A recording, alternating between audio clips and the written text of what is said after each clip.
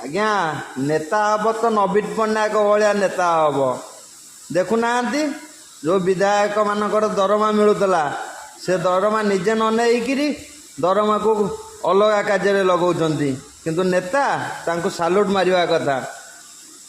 विधायकों बढ़ी दरमा नेबेनी नवीन मुख्यमंत्री को चिठी लेखि गरीब कल्याण रे वर्धित दरमा खर्च करने को अनुरोध कले।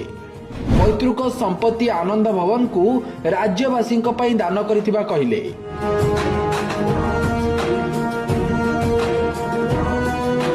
निकटरे शेष होइतिबा विधानसभा अधिवेशन रे विधायक मानक दरमा वृद्धि नहीं सर्वसम्मति रे निष्पत्ति होइतिला।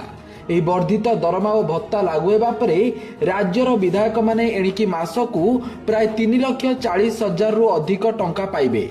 एते परिमाणर दरमा वृद्धि को नहीं राज्यव्यापी तीव्र प्रतिक्रिया प्रकाश पाइथिबा बेले आज वर्धित दरमा और भत्ता नेबे नाही बोली घोषणा करिसेंती विरोधी दल नेता नवीन पट्टनायक। राज्यर गरीबों कल्याण रे वर्धित दरमा खर्च करने को से सरकार को अनुरोध करिसेंती। एने से मुख्यमंत्री मोहन माझी को चिठी लेखि विरोधी दल नेता भावे तांको मिलिबाकु थिबा वर्धित दरमा एवं भत्ता न नेबाकु से घोषणा करिसेंती। चिठी रे नवीन उल्लेख करिसेंती जे दीर्घ 25 वर्ष ऊर्ध्व समय धरी मो ओडिशावासी स्नेह श्रद्धा एवं समर्थन पाई आसी।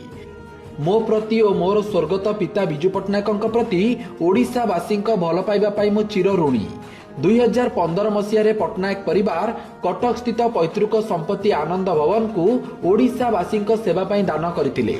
सेही मनोभाव नहीं ओडिशा विधानसभा रे विरोधी दल नेतांक पई निकटरे पारित होइतिबा वर्धित दरमा और भत्ता को मु नेबाकु चाहू नाही।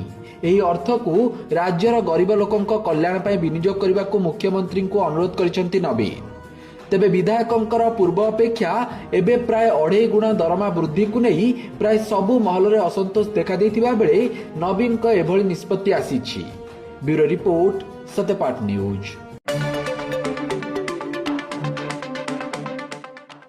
आजिकालिका जो नेता से माने कौन कहते आमको ये दरमा पोषौनी 3.5 लाख टंका मासको रोजगार हेले सेतक भी नियंत्रण होउची।